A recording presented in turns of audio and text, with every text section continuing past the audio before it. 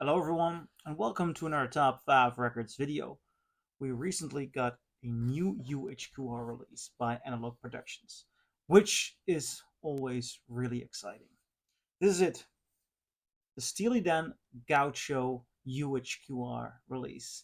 Now, this new on two pieces of silent vinyl 45 RPM release. Is it better or how does it compare to a Robert Ludwig mastered original? In this video, I'm going to compare the two of them so we can find out.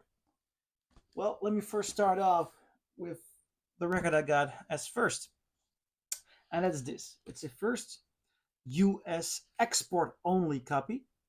You can see it here. Export only copy. They are very common, really. I believe two of my friends are big audiophiles, and they both have the exact same export copy. So it's not a rare record. I paid about $10 for this, and although the cover is a bit in, the cover is not in the best shape. I'd say VG minus, not bad, but the vinyl itself is VG plus, perhaps even near mint. It comes with printed lyrics, and I'm not sure if the original also has or if another collector added this, but I really like that the vinyl is well protected. And it's good that the vinyl is well protected because Steely Dan, these guys, they were audiophiles and they got one of the best mastering engineers to actually master this album. This pressing is mastered by Robert Ludwig. And if you're interested in the work of Robert Ludwig, I did a top 25 of his best mastering jobs. This record, after 1 year in the studio and a notoire focus on sound quality, sounds everything you might want. This will blow you away. The sound is full, it's warm, there is such a beautiful, great detail and definition on basically everything. The voice sounds gorgeous. It's overall full and warm, and there's a really round, slick, and solid sound with so much detail, so much of the instruments really taking its place in the mix. Horns sound spectacular. There's a beautiful punch in here as well. Great definition on the bass. Great definition on drums. This is a masterpiece of recording and also of mastering.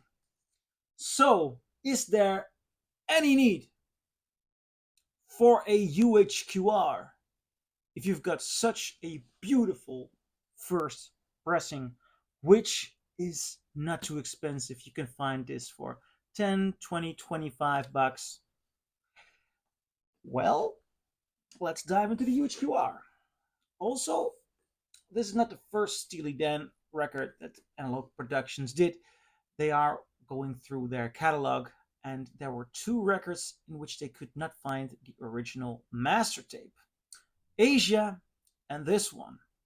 So, Bernie Grundman, one of the best mastering engineers around, got this from a copy of the master done by Robert Ludwig. So basically, this 45 RPM was cut from the master where the other record was also cut from. But to make it 45, I mean, you are remastering. So not from the direct original master, which is usually a deal breaker for Analogue Productions, but they, from all the other albums, they could get the original masters. And I mean, you're working with a master done by Robert Ludwig, a copy of that. So how does it sound?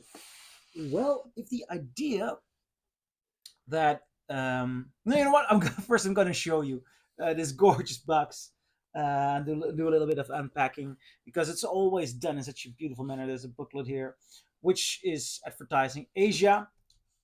Awesome sounding copy, by the way. Then there is a small booklet with regard to with liner notes by Donald Fagen. Here we get a few at the master disc. I guess this is the master tape, or at least a copy of the master tape. Um, Next up, 21st century. Interesting. This is nice. Nice to have. Then, within the box, you get a beautiful gatefold version with the printed inner sleeves that are, well, on the other one, in the inner sleeves now, they are inside of the gatefold. And you get two pieces of white see-through vinyl with this 45 RPM pressing. Now, this record is noticeably a lot more expensive than an original.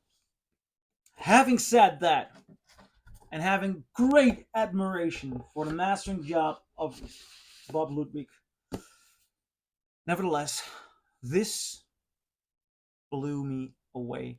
And I'm always a bit cautious because, for example, in this series, the Can't Buy a Thrill, I prefer an original US pressing above the UHQR. The UHQR just sounds incredible on that album, but I think the first one sparkles more, has a bit.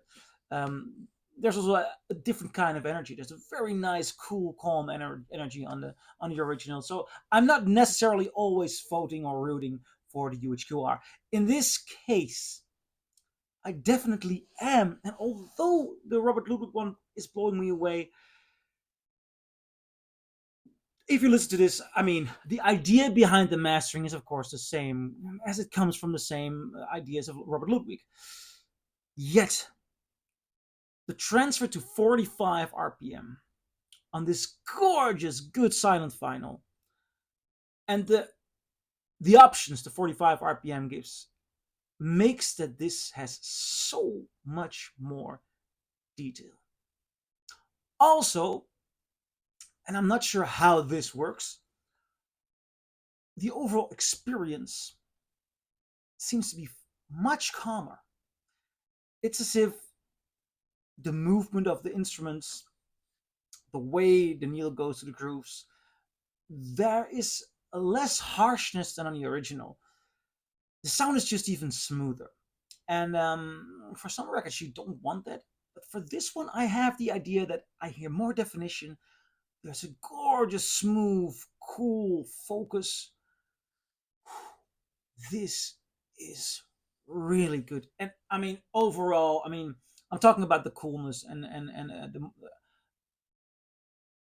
a smooth sound. I mean, great thing. But the best thing about it is just the detail, the immense amount of detail that this record carries.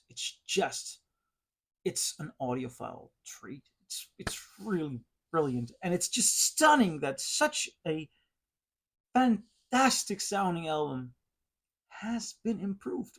I wouldn't even call this a matter of taste. This really is, in my opinion, a superior pressing, and it doesn't even come from the master. It comes from a copy of the master. So fascinating. So I'm curious, what do you think? Do you agree? Do you disagree? Leave a comment below, and I'll see you in my next video. Bye.